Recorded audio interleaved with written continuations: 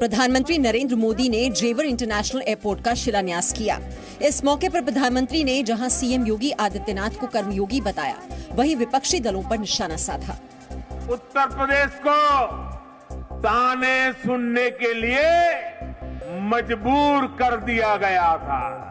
वही उत्तर प्रदेश आज राष्ट्रीय ही नहीं, अंतर्राष्ट्रीय छाप छोड़ रहा है।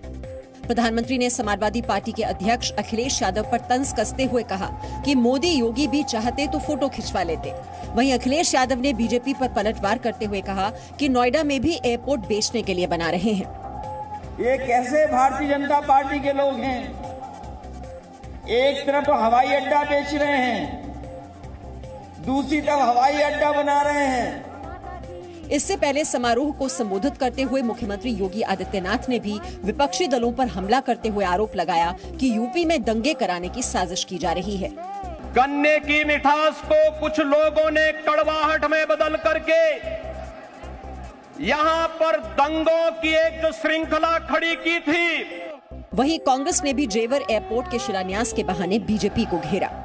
पिछले 7 साल से देश के अंदर बीजेपी की सरकार है, 5 साल से योगी आदित्यनाथ की सरकार है, और आप चुनाव से पहले आप भूमि पूजन कर रहे हैं। क्या यह हास्यास्पद बात नहीं? किसान संगठन एमएसपी गारंटी कानून समेत दूसरी मांगों को लेकर अड़ गए हैं और 29 नवंबर को ट्रैक्टर मार्च करने का ऐलान किया है।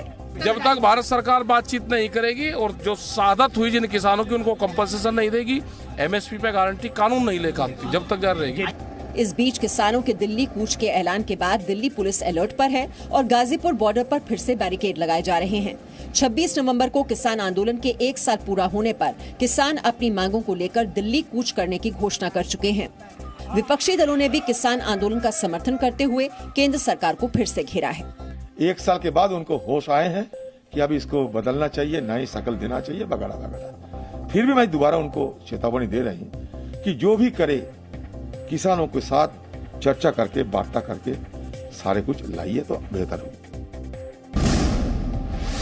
जम्मू कश्मीर के डीजीपी दिलबाग सिंह ने रामबाग एनकाउंटर पर महबूबा मुफ्ती के बयान को लेकर करारा जवाब दिया है। दिलबाग सिंह ने कहा कि घाटी में कुछ लोग सच्चाई जानते हुए भी सोशल मीडिया पर अफवाह फैलाने का काम कर रहे हैं। कुछ लोग अनफॉर्चुनेटली को इनोसेंट साबित करने की कोशिश में लगे हैं। मेरी राय है कि ऐसे लोग दोगलापन छोड़ के काले चश्मे उतार करके हकीकत को देखने की कोशिश करें। रामबाग मुठभेड़ पर जम्मू कश्मीर के डीजीपी ने बताया कि उस एनकाउंटर में 3 आतंकी मारे गए थे। उनमें मेहरान श्रीनगर के डाउनटाउन का रहने वाला था। अरफात शेख और मंजूर अहमद मीर पुलवामा के रहने वाले थे। ये दोनों पहले आतंकियों के मददगार के रूप में टीआरएफ के सरगना अब्बास शेख के लिए काम करते थे। मेहरान भी अब्बास को रसद और शरण मुहैया करा रहा था। पीडीपी के अध्यक्ष महबूबा मुफ्ती ने आज ट्वीट करके रामबाग एनकाउंटर पर सवाल उठाया था। उधर एनआईए ने लखनऊ के अलकायदा केस मामले में कश्मीर के कई इलाकों में छापे मारे। एनआईए ने शोपियान और बड़गाम के 5 इलाकों में तलाशी ली। दिल्ली में सोनिया गांधी के आवास पर कांग्रेस नेताओं की बैठक हुई। 29 नवंबर से शुरू हो रहे संसद के शीतकालीन सत्र में मोदी सरकार को घेरने की रणनीति पर बैठक में चर्चा हुई। कांग्रेस संसद सत्र के दौरान केंद्र सरकार को किसान, न्यूनतम समर्थन मूल्य और महंगाई के विषय पर घेरने की कोशिश करेगी। बैठक के बाद तय हुआ कि कांग्रेस पार्टी संसद सत्र के पहले दिन ही कृषि कानून को वापस लेने, एमएसपी कानून बनाने, केंद्रीय गृह राज्य मंत्री अजय मिश्र टेनी को बर्खास्त करने, महंगाई के मुद्दे पर सदन में चर्चा करने, कोरोना से मारे गए लोगों के परिवार को 4 लाख रुपए मुआवजा देने की मांग संसद में उठाएगी। इसके अलावा कांग्रेस पार्टी चीन के अतिक्रमण का मुद्दा भी संसद में उठाएगी। हम एक एक विषय उठाएंगे, खास करके 29 को जो किसानों का मुद्दा है और एमएसपी का मुद्दा है। जो मुद्दे हमारे किसानों ने उठाया है उन मुद्दों को हम फिर से सदन में रखेंगे उनके तरफ से। मोदी सरकार के खिलाफ विपक्षी दलों को एकजुट करने के लिए कांग्रेस की बैठक में सहमति बनी। सोनिया गांधी के साथ बैठक में राज्यसभा में विपक्ष के नेता मल्लिकार्जुन खड़गे, लोकसभा में कांग्रेस के नेता अधीर रंजन चौधरी, आनंद शर्मा, केसी वेणुगोपाल, एके एंटनी समेत कई कांग्रेसी नेता मौजूद रहे। पंजाब कांग्रेस के अध्यक्ष नवजोत सिंह सिद्धू ने मुख्यमंत्री चरणजीत सिंह चन्नी के खिलाफ फिर मोर्चा खोला। सिद्धू ने कहा कि अगर बेअदबी और ड्रग्स केस से जुड़ी रिपोर्ट सार्वजनिक नहीं हुई तो वो भूख हड़ताल करेंगे। तो मैं आज तुहानू कहना, जे ये रिपोर्ट ना खोली पंजाब सरकार ने ते नवजोत सिंह सिद्धू अपनी देही दाव दे उत्ते लाऊ, मरण वर्त दे उत्ते जाऊ। कांग्रेस कार्यकर्ताओं को संबोधित करते हुए सिद्धू ने यह भी कहा कि जब तक सरकार रेत और शराब माफिया को नहीं मिटाती है और टैक्स जमा नहीं कराएगी, तब तक पंजाब सरकार को कर्ज से मुक्ति नहीं मिल सकती। उधर सूत्रों के मुताबिक पूर्व मुख्यमंत्री कैप्टन अमरिंदर सिंह की पत्नी परनीत कौर जल्द ही भाजपा के लिए प्रचार करती नजर आएंगी। उत्तर प्रदेश सरकार में दर्जा प्राप्त राज्य मंत्री रघुराज सिंह ने विवादित बयान देते हुए कहा कि मदरसे से आतंकी निकलते हैं। मदरसे जो है वह आतंकवादियों के अड्डे हैं, आतंकवादी की ट्रेनिंग दी जाती है, क्योंकि यहाँ से जो आदमी निकलता है जो मदरसे से, वह आतंकवादी बनता है, उनकी सोच आतंकवादी बनती है। इस पर पलटवार करते हुए कांग्रेस ने आरोप लगाया कि चुनाव पास आने की वजह से बीजेपी हिंदू मुसलमान कर रही है। वो खुद नहीं कह रहे, भारतीय जनता पार्टी कहवा रही। भारतीय जनता पार्टी तमाम सारे लोगों को इस तरह से खड़ा कर दिया है जो यही कहे हिंदू मुसलमान कर रहे हैं। AIMIM के अध्यक्ष असदुद्दीन ओवैसी ने भी बीजेपी पर निशाना साधते हुए कहा कि सांप्रदायिक राजनीति के अलावा बीजेपी के पास कोई मुद्दा नहीं है। बीजेपी बात करेगी, हिंदू मुस्लिम की बात करेगी, बीजेपी बात करेगी, दंगों की बात करेगी। अरे ये इंसानों के लिए तुमने क्या किया बताओ। स्कॉर्पियन क्लास की चौथी सबमरीन INS वेला आज भारतीय नौसेना में शामिल हो गई।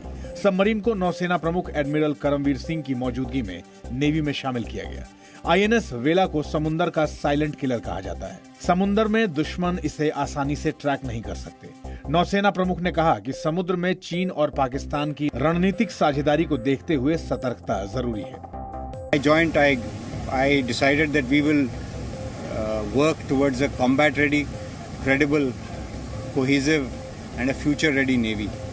INS वेला में 18 टॉर्पीडो और मिसाइल मौजूद रहती हैं। ये समुद्र में सबमरीन और जहाजों के अलावा आसमान में एयरक्राफ्ट को भी निशाना बना सकती हैं। भारतीय नौसेना को कलवरी श्रेणी की सबमरीन परियोजना 75 के तहत कुल 6 सबमरीन को सेवा में शामिल करना है। अफगानिस्तान की राजधानी काबुल में बम विस्फोट हुआ है। धमाका कारते परवान में गुरुद्वारे के पास हुआ। धमाके में किसी के हताहत होने की खबर नहीं है। वहाँ की संगत ने मुझे जानकारी दी, ये बहुत बड़ा बम ब्लास्ट था जिसके कारण शीशे तक टूट गए। गुरुद्वारे के अंदर भी बहुत दहशत का माहौल है। गुरुद्वारे के दरवाजे सभी बंद कर दिए गए हैं और किसी को अंदर आने नहीं दिया जा रहा। अभी तक किसी आतंकी संगठन ने हमले की जिम्मेदारी नहीं ली है। आपको बता दें, काबुल पर तालिबान के कब्जे को 100 दिन बीत चुके हैं। 100 दिन बाद अफगानिस्तान के लोग भूख से लड़ रहे हैं और तालिबान की सरकार इस लड़ाई में अफगानों की मदद नहीं कर पा रही। अफगानिस्तान में तालिबान के कब्जे के बाद बड़ा अनाज संकट खड़ा हो गया है। संयुक्त राष्ट्र के मुताबिक अफगानिस्तान की आधी आबादी के पास पेट भर खाना नहीं है। इसके अलावा तालिबान राज में दवाइयां भी खत्म हो रही हैं। WHO के मुताबिक अफगानिस्तान में 10 लाख से ज्यादा बच्चों की जान पर खतरा मंडरा रहा है। देश में क्रिप्टो करेंसी पर बैन के बाद उसका गलत तरीके से इस्तेमाल बढ़ सकता है। ये आशंका जताई है ब्लॉकचेन और क्रिप्टो एसेट काउंसिल BACC ने। BACC ने बयान जारी करके कहा है कि क्रिप्टो करेंसी को बैन करने से इसका अवैध लेन देन शुरू हो जाएगा। BACC का बयान ऐसे वक्त पर आया जब सरकार संसद सत्र में क्रिप्टो करेंसी को बैन करने पर बिल लाने की तैयारी कर रही है। एक तरफ क्रिप्टो करेंसी के बैन को लेकर चिंता जाहिर की है, तो वहीं देश में 87% लोगों ने माना है कि उन्होंने क्रिप्टो करेंसी में किसी तरह का निवेश नहीं किया है। क्रिप्टो करेंसी को लेकर लोकल सर्किल्स नाम की संस्था ने 342 जिलों के 56,000 लोगों का सर्वे किया। सर्वे में शामिल 26% लोगों की राय थी कि क्रिप्टो करेंसी को कानूनी दायरे में लाना चाहिए। 54% लोगों ने माना कि क्रिप्टो करेंसी को कानूनी दायरे में नहीं लाना चाहिए। 74% लोगों का कहना है कि निवेश के जोखिम को लेकर विज्ञापन में ठीक से नहीं बताया गया। 29 नवंबर से शुरू हो रहे संसद के शीतकालीन सत्र में क्रिप्टो करेंसी को बैन करने का बिल लाया जाएगा। बेनामी संपत्ति के मामले में मुंबई के पूर्व पुलिस कमिश्नर परमवीर सिंह से क्राइम ब्रांच ने 7 घंटे तक पूछताछ की। अब परमवीर सिंह कल चांदीवाल कमीशन के सामने पेश होंगे। सुप्रीम कोर्ट के आदेश के अनुसार मैंने आज इन्वेस्टिगेशन ज्वाइन किया है, कोऑपरेट किया है इन्वेस्टिगेशन के साथ एंड इससे ज्यादा मुझे कुछ कहना नहीं है। परमवीर सिंह होमगार्ड्स के कमांडेंट रहते समय ही 2 महीने की सिक लीव पर चले गए थे और उसके बाद से वो वापस ड्यूटी पर नहीं लौटे। कहा जा रहा है कि बीमारी का इलाज कराने के लिए वो चंडीगढ़ में अपने पुश्तैनी घर गए थे, लेकिन कई बार समन मिलने के बाद भी जब परमवीर सामने नहीं आए तो मुंबई पुलिस चंडीगढ़ पहुंची, लेकिन वो वहां मौजूद नहीं थे। बताया जा रहा है कि सुप्रीम कोर्ट से प्रोटेक्शन और उनकी गिरफ्तारी पर रोक लगी, जिसके बाद वो सामने आए। परमवीर सिंह के खिलाफ 2 नॉन बेलेबल अरेस्ट वारंट भी जारी किया गया है, लेकिन जब वो सामने नहीं आए तो मुंबई की अदालत ने उन्हें भगोड़ा घोषित किया था। इसको लेकर परमवीर सिंह के मकान पर नोटिस चिपकाया गया था, जिसमें उन्हें जांच अधिकारी या कोर्ट के सामने पेश होने के लिए कहा गया था। नोटिस दिए जाने के 30 दिन के भीतर पेश न होने पर परमवीर सिंह की संपत्ति जब्त करने की प्रक्रिया शुरू हो सकती थी।